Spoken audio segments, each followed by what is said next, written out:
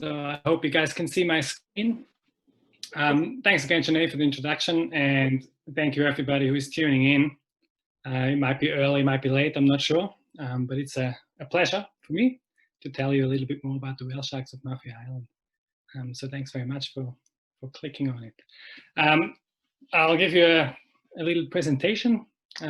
First, a little bit about myself, about my research career so far, and then we get into the science of the whale sharks of Mafia Island. It's going to be a little bit of a sciencey kind of talk, I suppose. There'll be some graphs, but don't worry, there's also going to be plenty of pretty pictures to keep everyone entertained. If anything is unclear through the presentation, or if you have further questions, please feel free to put them in the chat, as Janae was saying, and at the end we'll go through those and hopefully can answer some of them. I'll certainly try my best.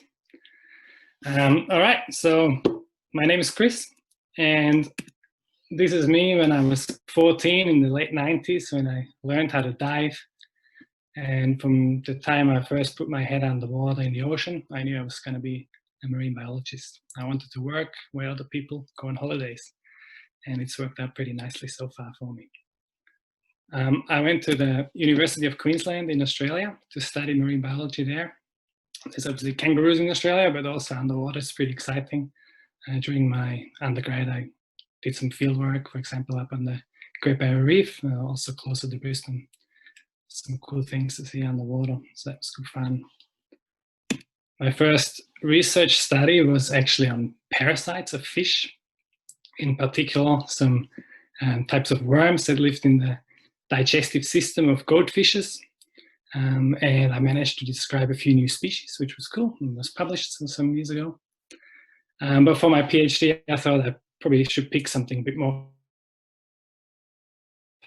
rather than fish parasites. And that search brought me to Mozambique, here to Tofu, where I started to study whale sharks for my PhD together with the Megafauna Foundation, and in particular with Simon Pierce, who was my supervisor at the time, and with whom I still work together to this day. So Mozambique was an exciting time. It was more than 10 years ago when I started over there with my PhD, and I must have done something right, because the Megafauna Foundation was happy enough to keep me on after I had finished my PhD, and I've been working there. And I am working there now as a principal scientist. So whale sharks were my specialty, I suppose, in my PhD days, and I guess you could say they still are. I still do a lot of work on them, and I work on a lot of different projects all around the world on the world's largest fish. I also do some work on a few other things, such as manta rays and mobilas on the top of the screen, and turtles, and one of our big projects at the moment is on billfish as well. Doesn't particularly matter to me which animal to study. I obviously like the big ones because they're fun to swim with, but at MMF we mostly work on, or exclusively probably work on, animals that need our attention because they are threatened, and so that makes the work worthwhile as well. So as my job with MMF, I get to travel around a fair bit and get to work in exciting places, for example, like here, the Galapagos Islands. And when you're underwater a lot with big animals, I guess it lends itself to doing a bit of photography, which I also got into it a little bit. And I mostly shoot video, but also take a few photos, which will be in the presentation, I guess, as we go through. And that's a fun way to do things, of course, as well. And field work is always the highlight of any project. It's just the same with whale sharks as well. But it's not the only thing I do. I also work a lot on the computer. I do a fair bit of data analysis, and it involves a little bit of mathematics, a bit of coding. And this year in particular, I've been sitting behind the computer a lot since we couldn't go to any of our field sites in the last few months. And I suppose it's going to be like that for a bit longer. So I do miss the ocean a little bit, and it's nice for me as well to go through the presentation and look at a few photos from the past years and reminisce, I suppose, a little bit. But I'm sure before too long we can all get back into the water. All right, and that brings me to the whale sharks of Mafia Island. Mafia is always a highlight in the calendar year. We all love going there, and for me as well, it's one of my favorite field sites for sure. It's a nice, relaxed island. It's got a good vibe to it, and the sharks are really cool too, as I'm sure you'll agree with me by the end of the presentation. If you're not familiar with the area, this is where Mafia Island is. So we are in Africa, on the east coast, just south of the equator. That's where Tanzania is. Tanzania is probably most famous for perhaps Kilimanjaro, the tallest mountain in Africa, or the Serengeti, where you get lots of mammals congregating. But in the water, the best action is down in Mafia Island. Zanzibar, you might have heard of as well. It's another island that's a bit further north. And this is how it looks like over in Mafia. It's a small relaxed island. There's not a lot of people there.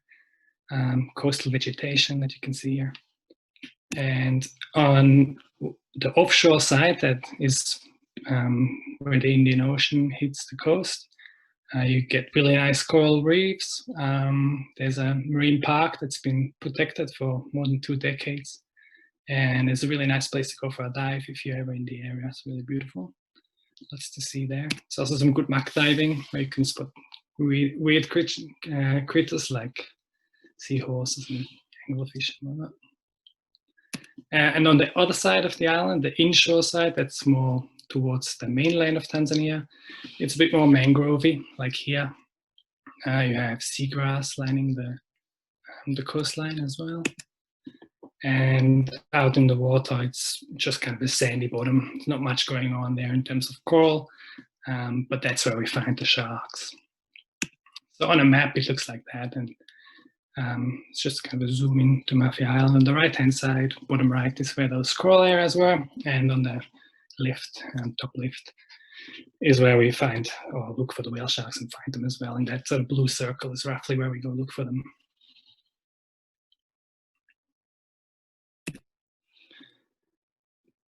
So back in 2012, WWF Tanzania asked us to do a research project on whale sharks there and that location. We didn't really know much about it beforehand, but it was a really cool opportunity. I just handed in my PhD and I was keen to go to another place. Tanzania sounded fun.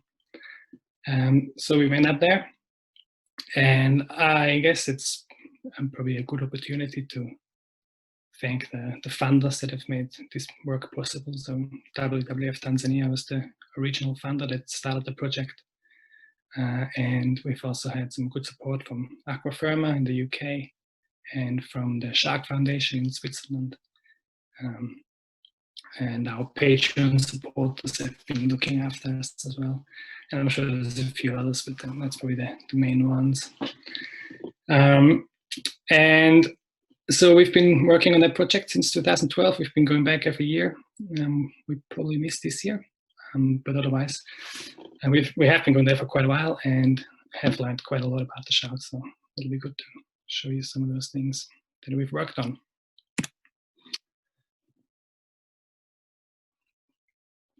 Globally speaking, whale sharks are listed as endangered on the red list. So that means they have suffered population declines over the last generations. And that's why we need to look after them a little bit better, improve their management. So that's one of the things we do at MMF, I suppose. We work on threatened animals and try to do our research specifically so that we can answer questions that are needed to be answered to improve their management. And it's no different here in Mafia Island. So I thought I'd start the talk with looking at some of the local threats so we can see what the problem areas might be and where we can improve things for the local sharks there. And I also obviously don't do all the research myself. This is not a one-man show.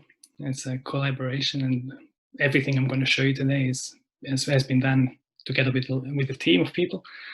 So I thought I'd throw in a few photos here and there to remind myself and remind you as well to just that this is not just me. This applied conservation aspect of the work in particular is in collaboration with the scientists from the Tanzanian Fisheries Research Institute, and particularly Baraka Kuguru. Unfortunately, I don't have a cool photo of him. I don't know why. I have to get one next time we'll meet. But he's our main contact there. And Matthias Igulu also used to be at Tafiri. He's now in a different job. But I do have a photo of him, so I put that in. These guys obviously know the local landscape better than us and in touch with the government and local stakeholders. So it's really useful to have them on our team. So we were wondering what threats whale sharks face there in Tanzania. And in terms of direct threats, it's a bit challenging with the whale sharks because when they die, they sink. So we don't often get dead ones and can find out what happened to them. Instead, we kind of need an indirect approach, and we can look at scars or injuries of live animals to see what some of those threats might be, even though we might only see the lucky survivors. In this case, you can see it's a dorsal fin of the shark, and it's got a cut in the top. And if you look at it a bit closer, it looks like a boat propeller has probably made that cut.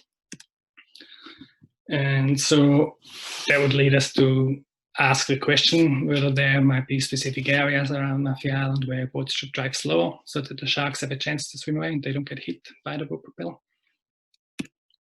There's other scars like abrasion here on the back. Because it's on the back, I guess it's also from a boat collision, in this case probably the hull of the boat rather than the propeller. And that might lead us to ask the question, how much time do whale sharks spend at the surface where they are, where there's a potential for interaction with boats. Here you have a shark that is swimming in a net, and that might lead to the question of why do fishes and whale sharks interact in this area, and how can we improve things there. Here you have a whale shark that seems to be trying to swim away from a boatload of tourists, or maybe more than one boatload. Looks like it's a bit too many people in the water there. And so we were wondering if the same individual sharks are continuously exposed to local threats that are in this area, or whether it's different sharks coming in and leaving. And in that case, local threats might not be such a huge issue. But if it's the same guys over time, then management can have a really big positive impact. Here's a shark that has a tail rope, like a rope wrapped around its tail. It's cutting really deeply into its skin, and I think if we didn't get it off over time, we probably would have taken the tail off and the shark would have died. But luckily we did get to it and managed to cut the rope off after a bit of trying. This kind of tail rope is indicative of a shark that was being dragged out of a net by a rope. That usually occurs with commercial fishes further offshore, particularly tuna persainers, where a shark might be in a net full of tuna, and the fishes don't want to lose their catch, so they try to pull the shark out with a rope like that, and that rope can snap, and that obviously is not ideal for the sharks. So we're wondering if the sharks at Mafia Island travel far, for example, to these offshore areas where they might have these interactions with commercial fishes out there. And here we have a bottom set gill net, which is a really long net. I think it was over 1 kilometer long, and it stands from the sand up to the water column. It's got a large mesh size, so it's designed to catch big animals like sharks and rays. Not whale sharks in particular, but they probably also get trapped in this kind of nets. So we are wondering, what can be done about that, and if there are particular areas that are important to the sharks that we need to protect and make sure that these nets are not used there. And here is a photo of a dead shark that's from Dar es Salaam, I think, and there's not a lot of dead sharks or whale sharks that are being reported in Tanzania, not at Mafia Island, but some nearby. And we're wondering if, for example, those few mortalities may have an impact on the population as a whole, or if it's if it's not too worrisome if a few of them are caught. So these are some of the questions that we came in with, and now we'll look at some of the research that we've done in order to answer them. And I'll get back to those questions as we go through the talk, and hopefully I can answer them as we go through it. The first question, I suppose in any study, not just in the whale shark study, is that you want to know what kind of animals you have in the population or in that area that you study them. And that was the same here in Mafia. So the first thing we wanted to see is what sharks are there. This particular part of the project I've been doing together with Simon Pierce, who is hiding behind a whale shark here, taking a photo ID. Yeah, he's done a lot of photo ID work, so it's been good to have him on that. For that, if you don't know what photo ID is, it's basically the mainstay of whale shark science. Each whale shark has a spot pattern on the side that is unique to each individual, just like a fingerprint for humans. And when you take a photo of that spot pattern, you can compare it to a database of other whale sharks, and you can see if the shark that you have photographed has been seen before, or if it's a new shark that has not been seen before. And so that with that spot pattern technique, we know each individual shark. And here is how it looks like when you take that ID photo, you swim next to the shark and take that shot just behind the kill slits. In Mafia, we've done that a lot. With every shark we see, we first identify it and before we do anything else. And we have over 2,000 encounters that have been submitted to whaleshark.org, which is the global database. Not all of those photos are ours. The vast majority is, but others are from other people that go and swim with sharks and take photos. So everybody can be involved. And if you yourself go out and swim with the whale shark, make sure you take an ID photo and upload it, because it will help science and you'll be part of the greater research effort. So that would be really useful. And out of those 2,000 or so encounters, we had 200 different sharks in the catalog at Mafia Island. And then there's a few other extra things you might want to know about the shark. You might want to know the type of scars it's got, or the sex. It's fairly important, so it's quite easy to check. You just have to swim under, like I'm demonstrating in the photo, and look between the pelvic fins. If there are two sausage-looking things, they are claspers in sharks, and then it's a male, and if they're not, then it's a female. And then we also kind of want to know the size of the fish, just to put it into perspective of the overall size range that the whale sharks have. Most of the time, we just kind of estimate the shark size. Perhaps you have a swimmer next to it that's about 2 meters long with its fins on. Then you can extrapolate from there. And we've also used a few other techniques. I'm trialing out the stereo videography system here in this photo, to try to get some more accurate measures of the shark and maybe be able to tell how fast they grow over time. And then if you take all this data and put it together into a graph, this is the first one. But don't worry, I'll walk you through it. It looks like this. On the horizontal axis, you've got the length of the shark, and on the vertical axis, you've got the frequency of the sharks. In blue are the males, and in red are the females. And if you just look at the graph without anything else, you see there's heaps more blue than there's red. So there's a lot more males. In fact, when we look at the number up in the top corner, you can see that 86% of all the sharks that we've been seeing at Mafia Island are male. And the length range is somewhere between 2.5 and maybe 9 meters long. The vast majority are somewhere between 5 and 7 meters, and the mean is 5.6 meters long. So this shark here is TZ194. It's a 6 meter male. It's pretty much the standard shark you have at Mafia Island. If you put that size graph though on the whole length that the sharks can attain, it looks a little bit different. So now on the horizontal axis, we still have length, but it goes up all the way to 20 meters long, which is the longest shark that has been measured. It was fished in Taiwan some decades ago. And you can see there's a lot of white space on the graph now, a lot of empty space. So we really only see a fraction of a whole whale shark population. At Mafia Island, we don't see the whole life cycle of the sharks in this one area.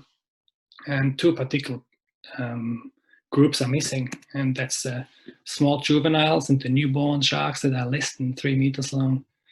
They are born at about 0.5 meter long.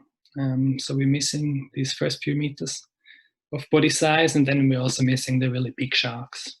Whale sharks reach maturity at somewhere around 8 to 9 meters long, pretty much where our bar graph finishes. So the mature sharks are not at Mafia, they go elsewhere. So if you want to, I guess it's important to keep in mind as we keep going through the presentation that we're not looking at a functional whole population, we're looking at a group of bigger immature sharks, but not adults and not babies. This population structure with a lot of males and immature sharks is not unusual in the whale shark world. In fact, it's common if you look at all the other places in the world where people look at whale sharks. Almost everywhere you have mostly male sharks, and almost everywhere you have small sharks. The big mature sharks and the babies are missing almost everywhere. And there's a couple of exceptions. You see a red dot there in the Galapagos, where there's mostly female sharks. And in the mid-Atlantic there at St. Helena in the middle of the screen, there is mostly large sharks. These are some of the more prominent examples of exceptions. And so if you want to study another part of the whale shark's life cycle, then you have to go to these places, like here in Galapagos. And Simon Pierce has given a talk on the Galapagos whale sharks, I believe. And that should be on the MMF YouTube channel if you want to watch that. I'll skip that here. So now we know what kind of sharks we're dealing with. I guess the next question is, where do they go and how do they use their habitat? And this is a question that you can look into with different methods. So first of all, we use photo ID and just have a look if any of our sharks that we've seen in Mafia have also been seen elsewhere. So that's where the global database comes in handy. Everybody puts their photos up there and you can easily check. And out of the just over 200 sharks that we've seen in Mafia, only 3 of them have been seen elsewhere. So quite a small number that have these international travels recorded. Santa, that's pictured here with this prominent scar in the first dorsal fin, was seen in Mafia before our project began. And then it was seen in the Seychelles, and then he was back in Mafia Island. And I've seen him every year since going there. And there's a couple of other sharks that were first seen in Mozambique, and they are now in Mafia. But all the other sharks, all the other 198 or so sharks have only ever been seen in Mafia and haven't been seen elsewhere in nearby aggregations, even though they might not be all that far away. So that indicates that by far and large, they don't go very far.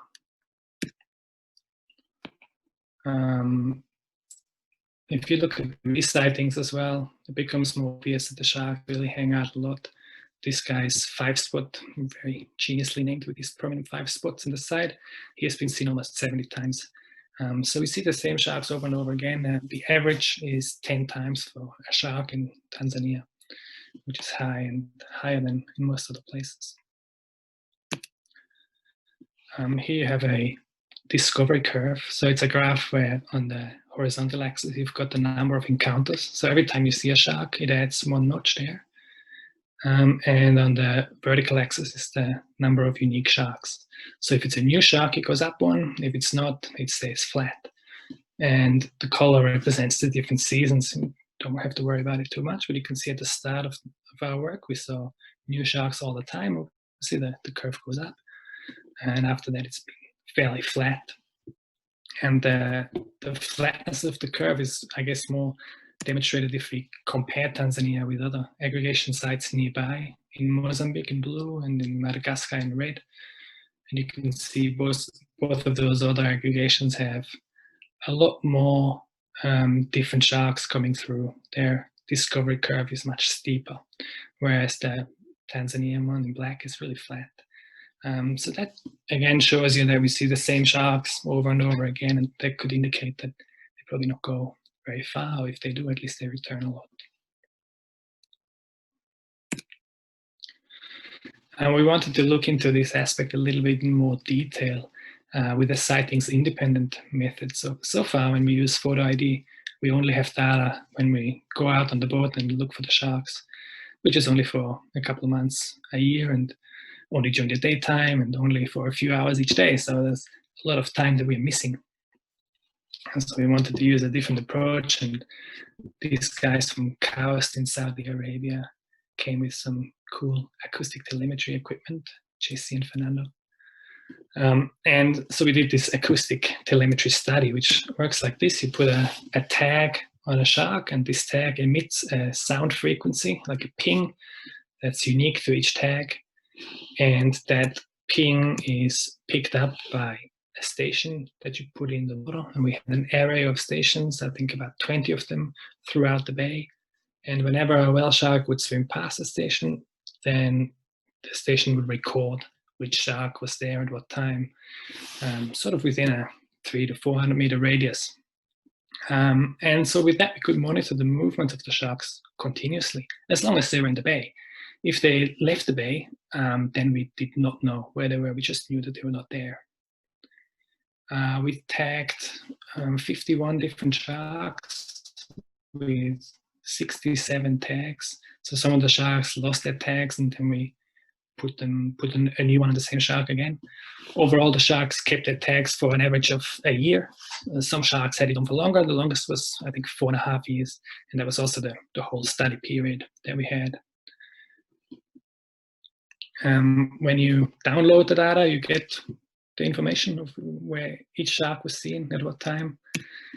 And you can make some cool graphs. This one's perhaps a bit overwhelming, but don't worry about it. The main thing that I need you to look at is just the amount of color. So we have on the horizontal axis the time in years. It starts in 2012, goes to 2018. The gray bars is the main season when the sharks are sighted and when we go there to look for them. All the red dots are when we photograph the shark, and all the blue circles is when a shark was picked up, an acoustically tagged one was picked up on a station, and the blue squares are when the tags fell off. And on the vertical axis, I should say, you can see a few of the sharks that we've tagged. And the first thing you can see is that there's a lot of color, a lot of red. We photograph the sharks all the time, and also a lot of blue. And particularly if you look in the first white area of on the left-hand side, there is a lot of blue there when the tags were still attached. So the sharks were there even in the time when we thought they were not there, and when nobody really saw them and we didn't go look for them either. Let's zoom into one of the sharks, TZ020. It's highlighted, it's roughly in the middle of the screen. You can see the tag was attached at the start on the left-hand side, so that was in late 2012. We photographed it a couple of times. There's a few red dots, a lot of blue circles, so the shark was hanging around, and then he was gone for a couple of months, and after that he was pretty much in Mafia the whole time. There's a lot of blue circles. We saw him in 2014 again, and in 15 again, and in 2016 as well, just after it had lost its tag. And we saw it again in 2017 and 18, so he was not dead, he just lost its tag. So this particular shark was monitored for 1,000 days before, or 1,020, before it lost its tag, and it made almost 9,000 detections in more than 500 days. So on half the days that it was possible to be recorded in the array, it was there. And that means it has a residency index of 0.5. All sharks combined had a residency index of 0.39. So on 39% of the possible days, they were detected, which is a lot more than any other whale sharks anywhere else. And if you look at it in a more coarse temporal scale in terms of months, you can see that it was detected in almost all the months. There was only a couple where it was missing, and that second pile really shows you that even though the shark may not be in the particular bay where we were looking, it probably didn't go very far. Even if it left for a few days, it would be back after that. And within that short period of time, it probably didn't swim, for example, to the Seychelles or to Madagascar. It might have just swam on the other side of the island. So the sharks there at Mafia were really highly resident. They were basically living in the area, in that bay there. Here we look at the seasonal signal. On the horizontal axis, you've got the months of the year, and on the vertical axis, the average percentage of tagged sharks that were detected. And you can see in the sighting season in gray, starting in October, November, 100% of the sharks were detected, of the ones that were available. And then it drops down a little bit towards the middle of the year. But even in the lowest point, there's still more than 50% of the sharks that were possibly detected were there.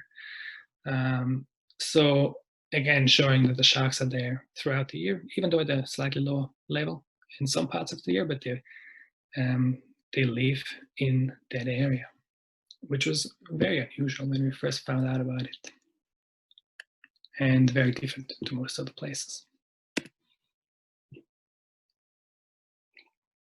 So with this new information, we can answer one of those questions that we ask at the start of the talk. Are individual sharks continuously exposed to local threats? And the answer is yes. The sharks live there, they're exposed to those threats all the time. So if you look after them in that one area, they have a pretty good chance of having a few easy years in their life before they grow to maturity and leave the area. When we look at these data in a spatial context, you can see this kind of like a map view. So in gray, you have the land, and in blue, the ocean. All the white numbers correspond to a listening station that was there, anchored underwater, listening for the shark tags. And in orange, you can see the hotspots of shark activity. You can see that there's one hotspot really close to Kilindoni, which is the main town of Mafia. Very close inshore, shallow water, probably 15 meters deeper. So the sharks are active there a lot. There's also a few more hotspots a bit further offshore. The sharks were active too. At the bottom of the graph is a blue shaded area, which is the marine park. And you can see that the whale sharks had no interest in going to the marine park at all. And they were happy in the central and the northern part of the bay. And when we break it down by month, you can see a pattern emerge in November, December, January, February. The sharks are close inshore, that hotspot that I was describing just before. And then in the other months, the sharks are a little bit further offshore. So we have really clear and defined areas where the sharks spend a lot of time, and we can see a trend of where they move, or pattern, how they move over the year.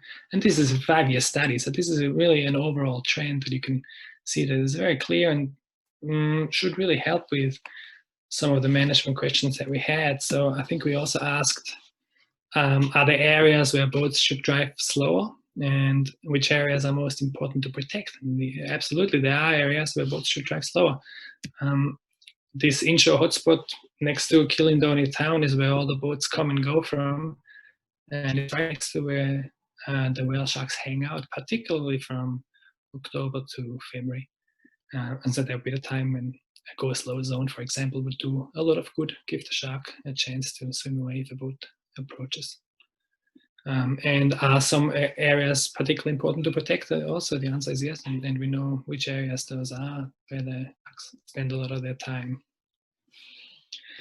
So if you make sure that at least in those areas, none of those bottom set kill nets are set, then the sharks have a much better chance.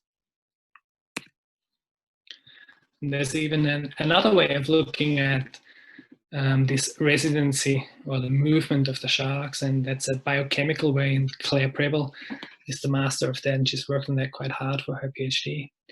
And we basically used small tissue samples and looked at the lipids in those samples to find out where the shark was feeding.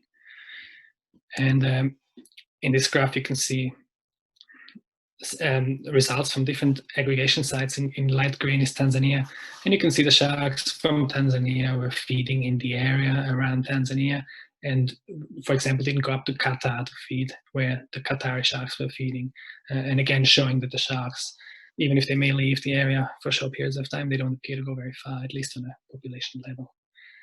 If you're interested in this biochemical stuff, which I am, and it is actually really cool. There is also a talk from Claire, which she gave last week, which should be on the YouTube channel as well for you to catch up on if you've missed it.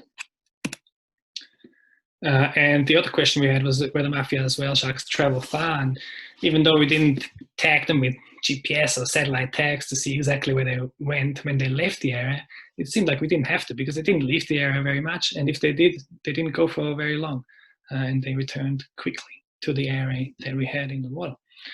So it looks like they don't go very far, and things like tuna purseaners that operate in deeper offshore waters may not be such a problem for the sharks during that time in their life when they are at Mafia Island, because they don't go out there very often, so there's not a huge chance of interaction during that time.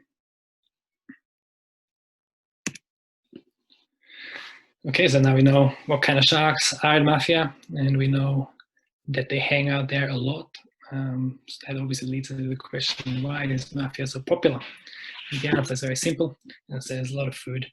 So 73% of all the times when we saw a whale shark, it was feeding, and there's a lot of food in the water.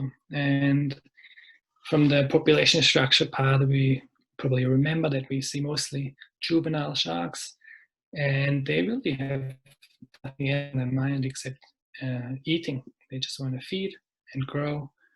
And when they reach maturity, they have other business on their mind for sure. But at the moment, while they are in Mafia, they just want to eat. So that's why it's such a popular spot. There's a lot of food around.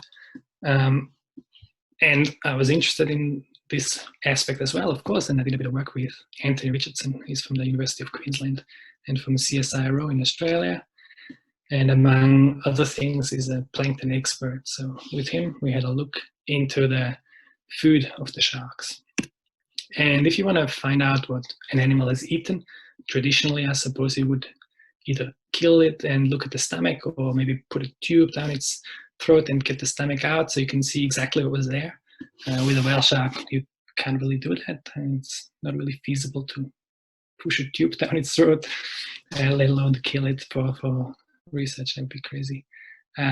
So we need some indirect methods to look into the diet of the sharks. And probably one of the most direct of the indirect methods is just collect the plankton that is in the water when the shark's feeding, and then you can see what it would have been ingesting. This is a plankton net in the photo that catches whatever is in the water, and that's bigger than a very small diameter.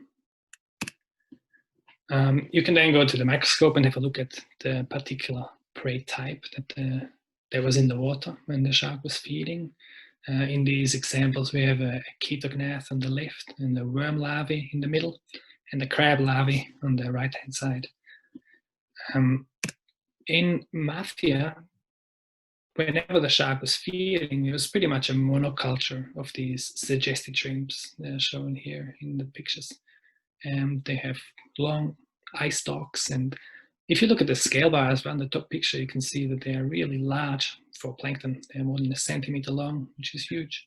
They're good swimmers as well, so they can escape if something wants to catch them. So to catch them with the net as well, you have to swim pretty fast or drag it behind the boat. You still will lose a few because they feel the pressure wave coming along and get out of the way.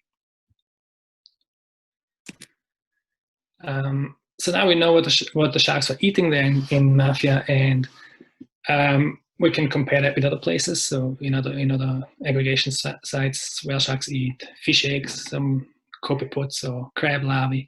It doesn't seem to be particularly important to the sharks what exactly is in the water, as long as there's lots of it. So we looked at the biomass then as well, and that meant catching the plankton, measuring how much water was filtered, and then drying the plankton in an oven and weighing it. And you can see some different examples in this picture here. And you can see there's some clear differences in some of the samples. So we took samples when the sharks were not feeding and also when they were feeding. And I think you can guess which one was the feeding sample in these ones. And the answer was, or the result was pretty clear, that when the sharks were not feeding, there was not a lot of plankton in the water, 2.5 milligrams of dry plankton per cubic meter of water. And that's not particularly little, but it's just not exciting for a shark. They really need a lot more. So when they were feeding, there was as much food in the water. If you think you're a whale shark, you open your mouth and you have to push that open mouth through the water. That costs a lot of energy. So the whale sharks only do that when it's really worth it for them and when there is enough food in the water. And this is how it looks like when there is enough food in the water. So this is a dense patch of suggested shrimps, those little tiny creatures we saw before in the microscopy pictures. When they bunch together, it kind of creates this purpley haze. And even though the shark is only a meter or two away from me, it's really hard to see it. That's how much plankton's in the water. And in these conditions, it's possible to occasionally get bumped by the shark because they are too busy feeding to look out for you as well. And even if they were trying to see you, they probably couldn't because the plankton is so thick. And so that's exactly what the sharks attract to Mafia Island. Yeah, I was going to say also, in order to catch these shrimp, the sharks have to move pretty quickly, and they also actively suck the water in. So that's how they avoid the shrimp from escaping, because they do swim. But if they also suck while swimming, the shrimp don't have a lot of chance. There's other fish in Mafia as well that target these suggested shrimps as their food source, and a lot of them are small planktivorous fishes like these Indian mackerel in the photo here. Some others are half beaks as well. These are small fish that grow really quickly and have a lot of offspring, so they're short generation time, and there's tons of it. So this is actually quite a fish of that inshore side of Mafia Island. The fishes catch a lot of fish, but there is always a lot to be caught. So it's quite a sustainable fishery. The only issue, I suppose, for the sharks is that they often swim together with those other fish that the fishes want to catch. And so that can lead to some of those interactions that we were talking about. Why do fishes and whale sharks interact? And the reason is because the fishes want to catch the fish that eat the same food that the whale sharks do. And so that occasionally leads to the shark being encircled in those nets. The fishes don't want to harm the sharks. They, in fact, like the sharks because they help them find their catch. And the sharks, most of the time, just get out of the net before it closes around them and they swim underneath it. If they miss that chance because they're too busy feeding and don't even realize they're in the net, once they realize, they swim over the top of it. And if that's not possible, then the fishes help them and push the net down. The sharks get out. So most of the time, it's not a problem for the sharks, particularly during the day.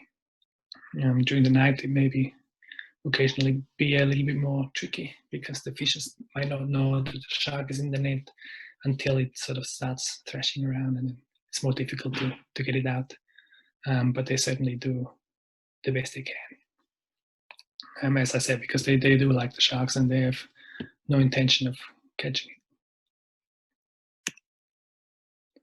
Okay, so we know they eat a lot. What else do they do while they're here? Well, we wanted to find that out as well.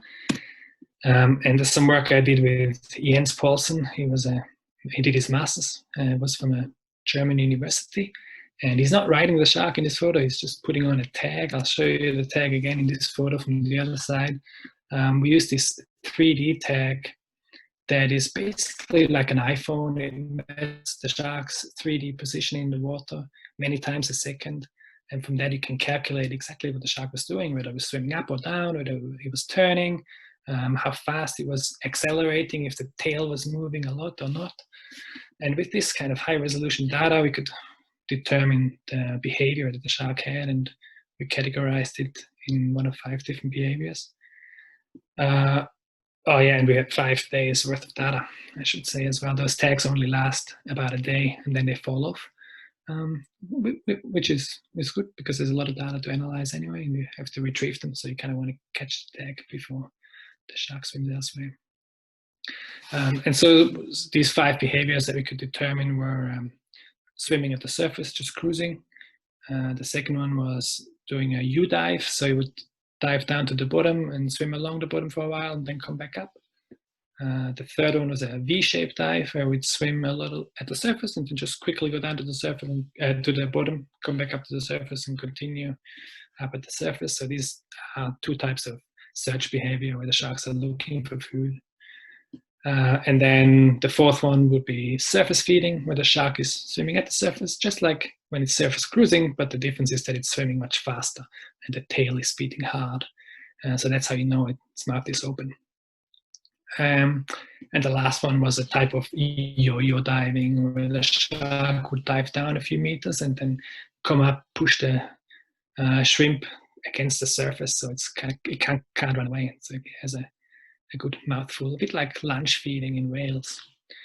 And I think that's demonstrated here in this graph. You have time on the x-axis on the horizontal, and depth on the vertical axis, and in color is the pitch. So that's how the shark is moving its head up or down. And you can see in the rays where the shark is particularly looking upwards and probably taking that gulp. And most of the time it's at the top of a dive. Occasionally it's in the middle as well. So that's that different kind of feeding behavior that we could determine there.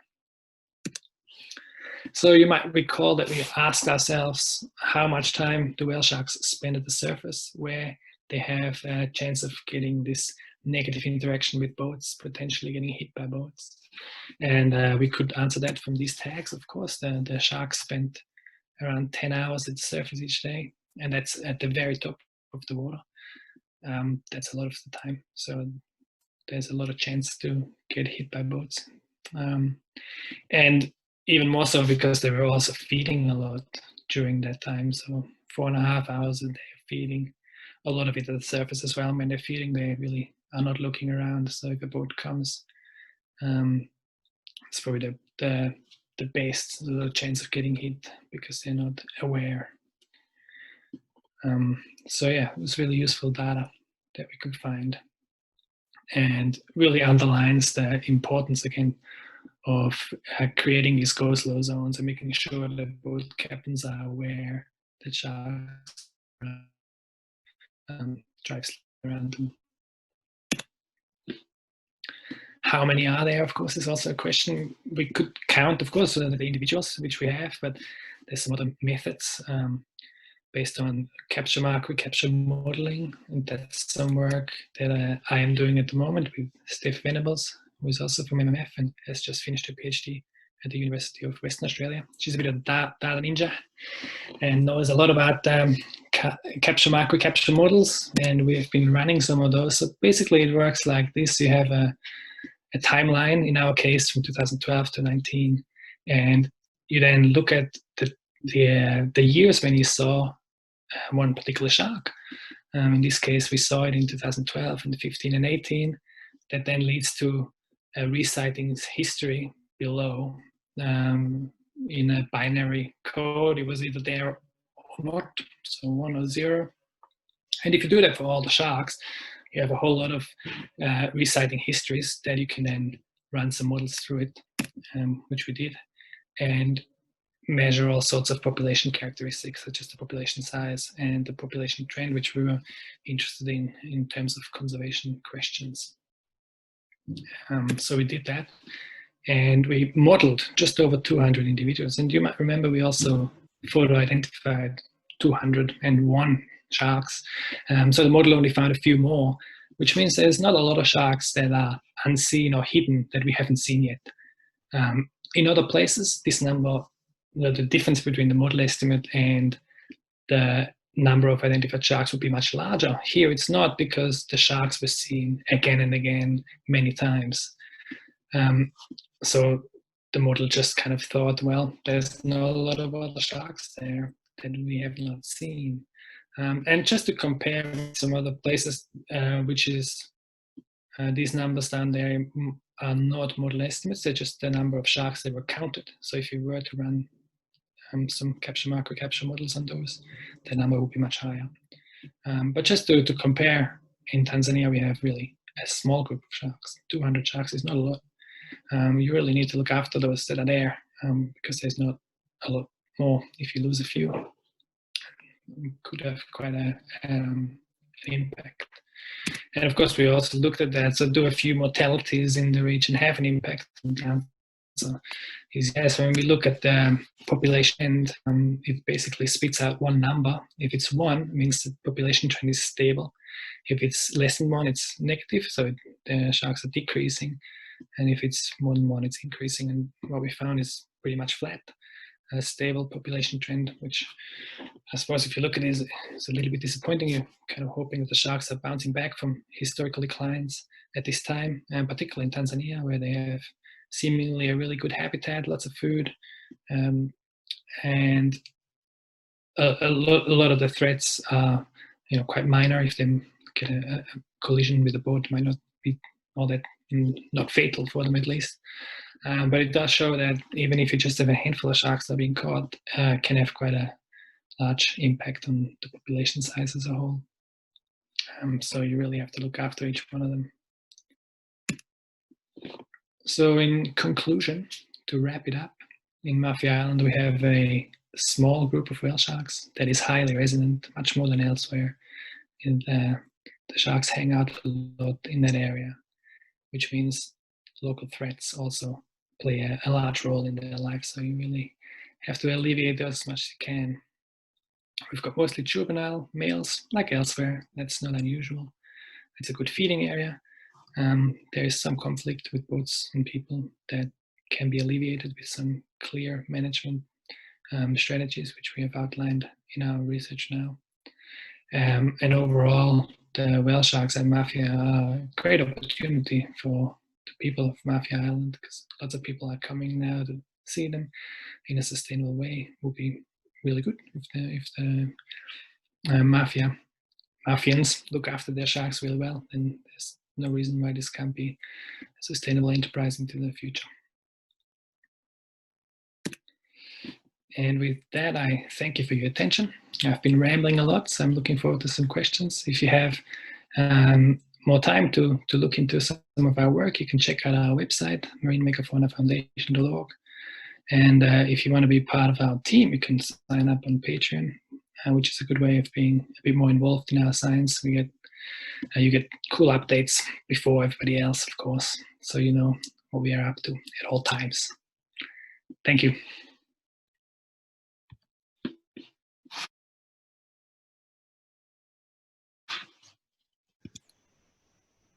Thank you so much. Are you ready to dig into some questions? Yes.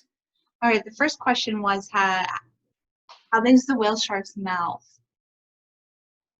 How big is the mouth? Well, it's big. It depends on the size of the shark, of course, but it's got a big mouth. It's at the end of the face, not underneath like in most of the sharks. So when it approaches you with an open mouth, you know it's there and you know it's big. You could, technically you could fit into it, but that doesn't happen. I'm not sure about in meters or in feet or whatever, but it's it's big, big enough for you to fit into it. Yeah, I think it can be American ear, but about 5 foot wide. I think it's plenty big for a full-grown adult to feel like when you see it in a picture or in person, you're like, well, I could fit in there. Yeah. Then the follow-up question, is always, well, then can I accidentally get swallowed by a whale shark? No, you can't. First of all, the shark doesn't want you in its mouth. The mouth is there to filter plankton, and of course also that's the way they breathe. The water has to go past the gills for them to oxygenate the gills, so they don't want something as big as you in the mouth. And they know what's going into the mouth as well. It's not that you could accidentally slip into it. That would never happen. Even if it did, nothing, like you can't go any further because the throat is really small. I think people usually say the size of a fist or so. So it's not like you can get swallowed by a whale shark. If you really, don't know, if you're really super mega unlucky and you somehow manage to get into the mouth, you'd be spat out immediately again.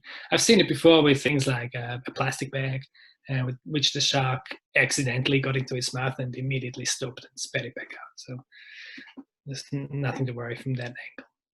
Not interested even in an accidental snack. Nope. Next question we have about shark hunting and finning, and specifically if it's a threat to the whale sharks around Mafia Island. No, not around Mafia Island. If anybody wanted to catch them and take their fins off, they could very easily do that. As we saw, the sharks get into the nets a lot. These are, by the way, really big nets where the sharks can swim around within them. So often they don't even realize they're in a net. But anyway, if you wanted to catch them, you could use those big nets and catch them all and take all the fins. That's not what's happening, thankfully. But yeah, so that's not a problem. And are the nets in Mafia Island the ones where they're being set around an area, and so maybe it's an accidental? And in our presentations in TOEFL, we do a lot of like purse seine nets, and how the boats are setting them in a huge round circle. But then also it kind of seemed like maybe this one was more like a big horizontal setting, like perpendicular to the coast.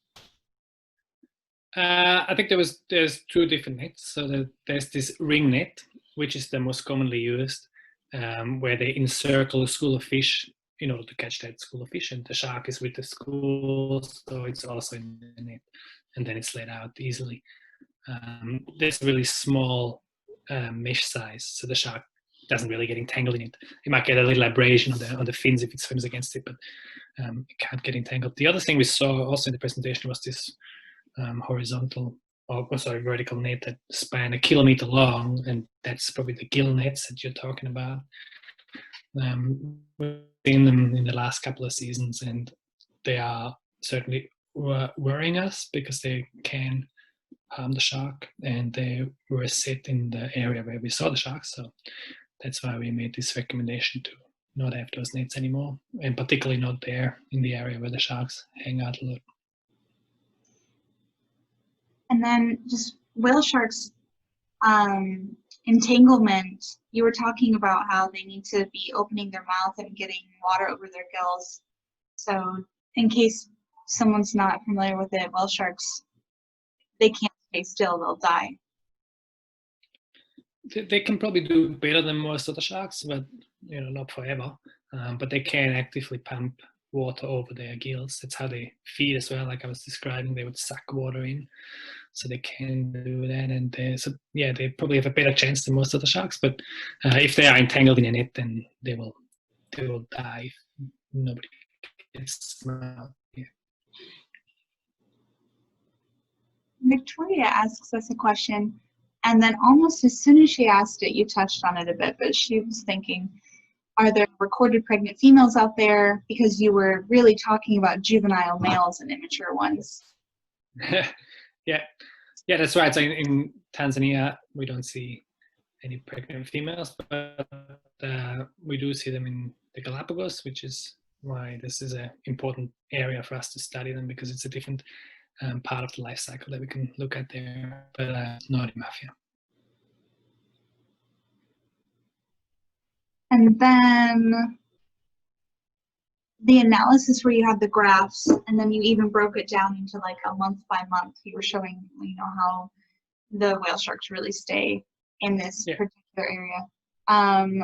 The question was, is that a KUD analysis? Yeah, kernel density. Yeah, that's what it is. So the orange was I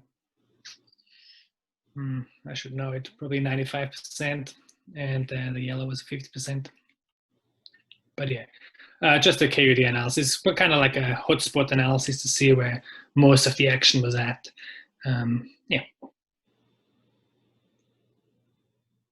And the next question, the data is super cool. What's the name of that tag?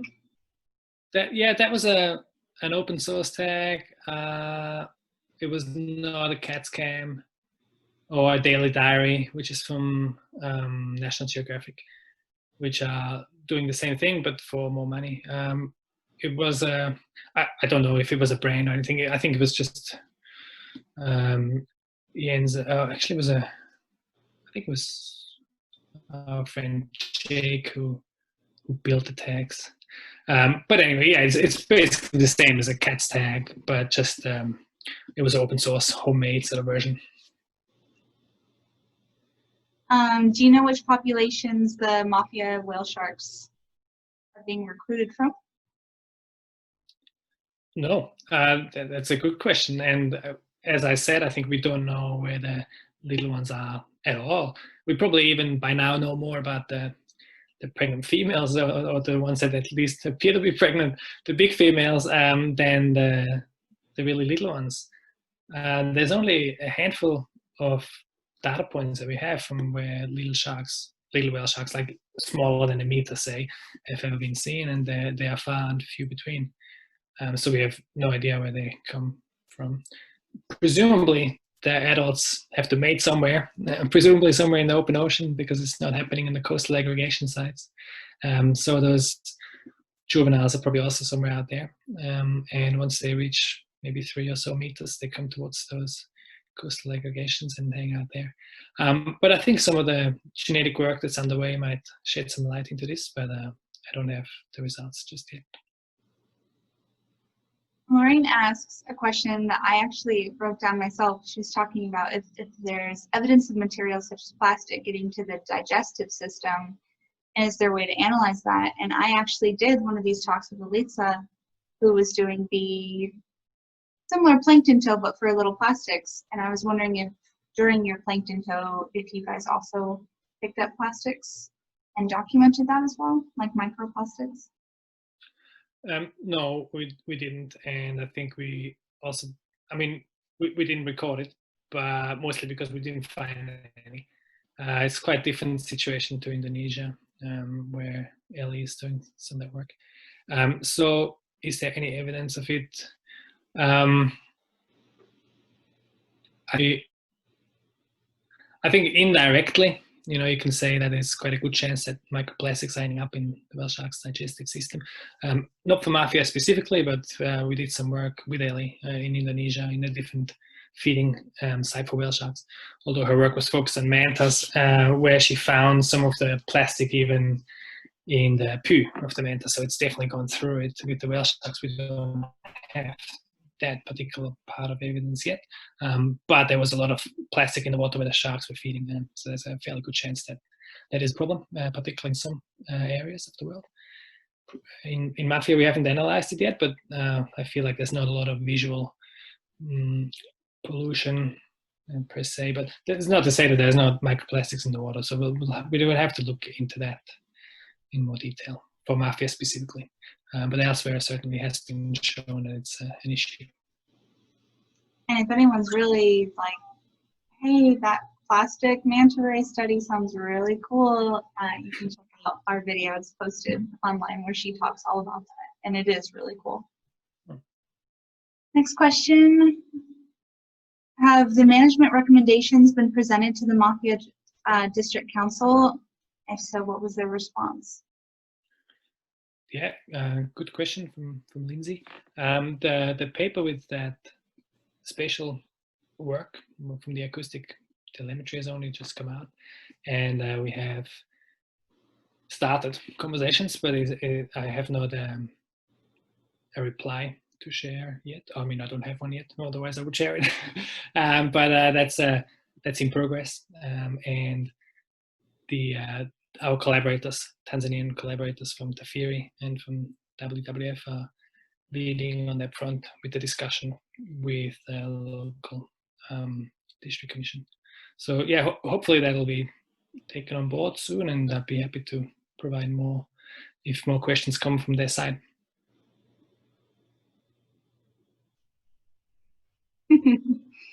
Steph says, you know all the things.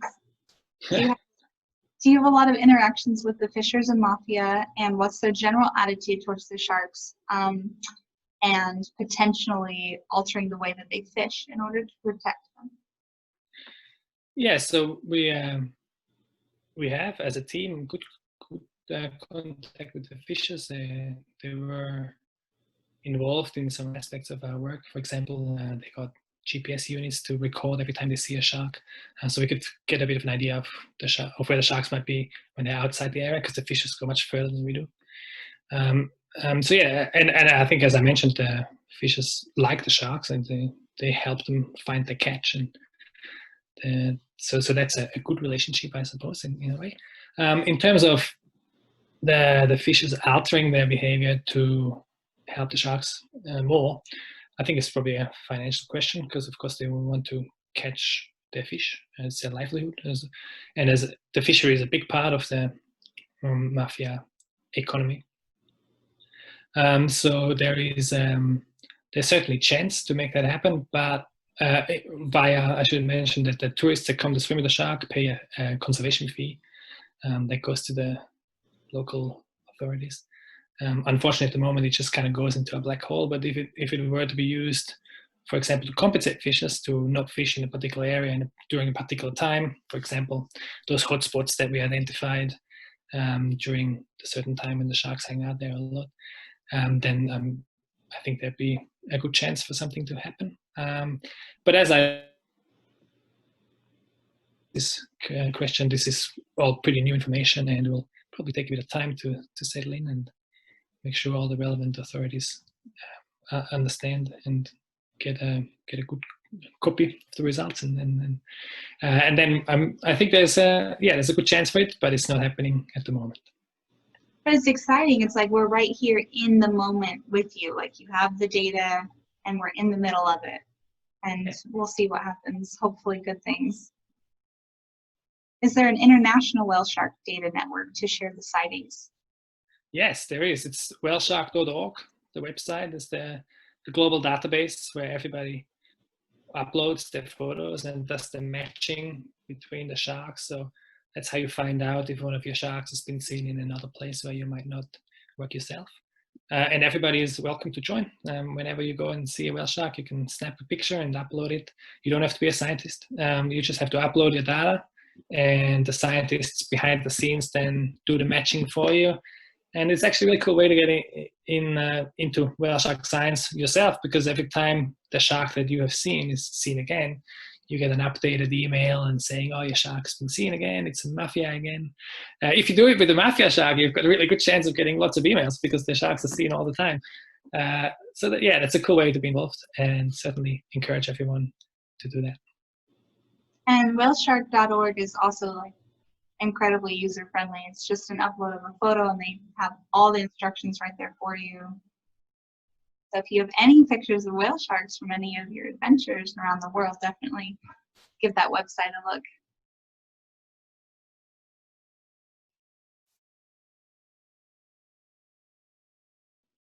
Ooh, Victoria's next question. It's a question about plastics in tissue biopsies, which is a common method of looking into sort of pollutants that might end up in the tissue of animals in general. It's often done in cetaceans, for example. Has been done for whale sharks as well, not for mafia specifically, so I can't tell you anything about that, unfortunately, in this particular talk. But I know that Ellie has been looking into it, and also some colleagues in Mexico have also analyzed some of those pollutants that are transferred via the plastic ingestion, and have found some levels of it. Not a ton of it. I suppose it's really not my expert area, but generally with pollutants, it's the higher up on the food chain you are, the more affected you might get by these pollutants, because they accumulate in the food chain. And as you so a fish has more than a plankton, and then the bigger fish that eats the smaller fish has more again, and then the orca that eats the biggest fish has heaps of it. I guess that's why it's often used in top predators, because whale sharks feed quite low in the food chain. It may not be such a huge issue, but it also may be because they do filter a lot. So I really don't know the answer. For mafia specifically, I know in other places, yes, there have been some of those pollutants found in the tissue. but I think it was not at a huge level. Lorraine asks if there's educational programs for the local school children on Mafia for the whale sharks specifically. That's an excellent point, and it's something we also have been thinking about. We haven't done it yet. There are some other groups that work with, but particularly with education and outreach to the programs. Lindsay, with that question, is heading one of those groups, and she does amazing work. And she has done some work on Mafia with whale sharks, and also with other animals like turtles and dugongs and whatnot.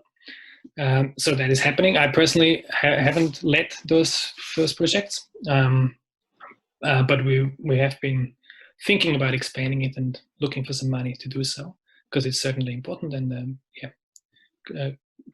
good question, and a good thing to do.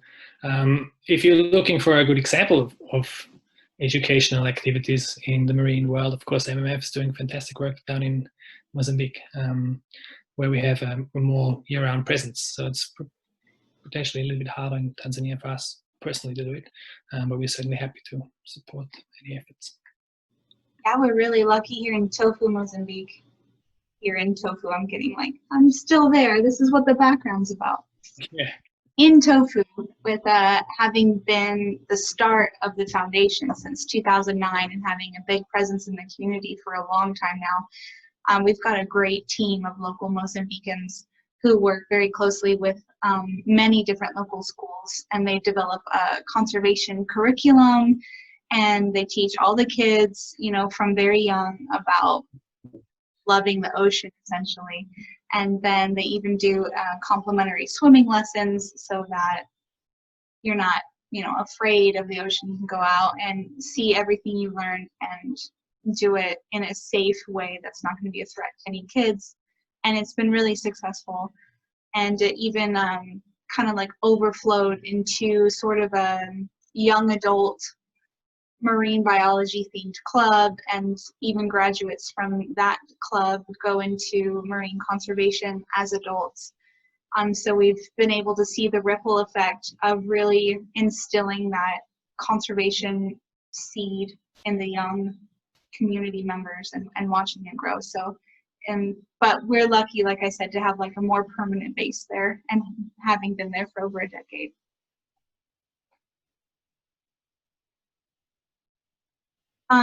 We at CSense had just completed a marine wildlife conservation program in Mafia. Oh, wow. Okay, great. That's good. CSense. Yeah, sorry, that's Lindsay that I was just talking about before. That looks great. Well done. Awesome. Yeah, I mean, the cool thing that Marine Megafauna was like really into the research bit, right? And we really wanted to do research on these whale sharks and manta rays that in the very, very beginning of MMF days, manta rays were just like one classification. And then one of our founders, Andrea Marshall, was working on her thesis, discovered that there's actually two, distinct manta rays, the giant and the reef. And at the same time, the whale shark, which is the world's biggest fish, is also a big mystery. But very quickly into, the beginning days of marine megafauna, it becomes apparent that research alone doesn't solve the problems, and it needs to go hand in hand with conservation and education efforts. So it's really like a perfect marriage of these things to try to really push forward with ocean change. Does MMF rely on volunteers? Well, actually, on Mafia Island, do you guys take volunteers with your projects, Chris? I don't think we have. We often have students that come. It's kind of like our training ground, I suppose. If somebody wants to lead a project elsewhere, it's good. First, in Mafia, it's good conditions, and we love it there. Yeah, not so much for volunteers. Again, it's because we go there it's more for a field trip sort of situation. Whereas in we need all the time to do all sorts of things. So then, so MMF does have volunteers, yeah. Mafia specifically, not so much. I know again, I can mostly speak for tofu because that's what I have the experience in. I think the volunteering aspect, as far as the whole history of our project, is a little newer, but it's not some like largely established like volunteer program, and it's more sort of on a need-based case-by-case scenario. So we do take on volunteers who you can contact Marine Megafauna through our contacts at our website, marinemegafauna.org. And it's usually a marriage of like what the student or volunteer has as far as like levels of experience. A lot of the times the volunteers can come and sort of do, mostly we prefer like a 6-month stint where they're helping the marine megafauna in tofu with a project that they are getting off the ground, or a very specific like research project that they're working on at the time. I know that people who are like really into statistics or GIS or modeling, like that kind of stuff has been really popular recently, but essentially we have a small volunteer operation that is kind of variable based on what we're doing and what we have the funding for, and what we have the availability for. So it's a yes, but like with an asterisk next to it. I'm very excited by the idea of supporting whale shark conservation on Patreon. Can we expect, if you're a patron, what can you receive from you guys? What can you receive? Oh, it's like a private group, I suppose, where you get updates, kind of like blog style, maybe some vlogs even, I don't know. But basically when something happens, when we find out something, or we're just back from a trip and we want to share some news, and then we do it there. And I think patrons are also encouraged to ask for what they want from us, and then we're happy to provide. I think most of the time it's sort of it's like a information based. It's not like sending you thing. Well, actually, maybe part of it, depending on the level, you might be able to adopt a shark or something like that. That could be cool. Yeah, I think that does exist. But otherwise, sort of the day-to-day thing is more the information exchange. Yeah, and a little bit of like insider trading knowledge, because you'll have a direct link to these like whale shark experts, which is fantastic. And you did mention that Simon did a talk and that it's available on the website, but it's actually not available on the website because it's going to be first given to the Patreon people. And then after they've had a chance to view it and enjoy it, then we'll open it up to the public. But it's a kind of like a golden ticket to the front of the line for all of you guys' amazing research you guys are doing. Yeah, it's kind of like being part of the extended team. So you kind of come along on the trips, and virtually at least, and you see what's happening. Welcome. It's pretty cool. You should definitely check it out. Yeah. Can you assist lead scientists? Victoria. Oh, she's going to get in touch. Good deal. Well, she's going to get in touch. Yeah, I mean, for science sort of stuff, we are doing fairly well ourselves. We've got a good team. We've got good students to do things that we don't know how to do ourselves. So, and we are still a fairly small organization, so there's a fairly small chance for that to happen in a science kind of way. Probably the easiest way, if you want to do some research with us, is to come up with a cool project, and we can find some money for it and then do it together. Yeah, that's probably the best way. Otherwise, it would have to be Mozambique based, and it'll be perhaps a bit more general. As Janae was saying, we always need people with skills that are different from science, particularly. Like sometimes we might have needed a lawyer to set up a foundation, and another time we might have needed someone who's good with fundraising to set up a fundraising program. Stuff like that we need all the time. But with science, probably need to mostly come up with a good idea first. That's true. We do have like a rotational, always have a need for our volunteer accountant. Yeah. Of course, if you're in Mozambique, we do like to immerse you in our entire world of like ocean conservation and I believe the caveat is if you have the certification level necessary, because the diving's not chill. You know, sometimes the waves and the current, it can be ripping. So we have a rescue diver certification requirement, and because tofu is very remote, we need anybody who wants to dive to bring their own gear, because you can't really get it here. And otherwise, I think we'd be happy to train. I think even our volunteer accountants get a chance to, if they feel like in their free time that they would also like to collect data out on the ocean, or on an ocean safari, for instance, which is just like snorkeling, trying to find a whale shark and get that ID picture we've been talking about.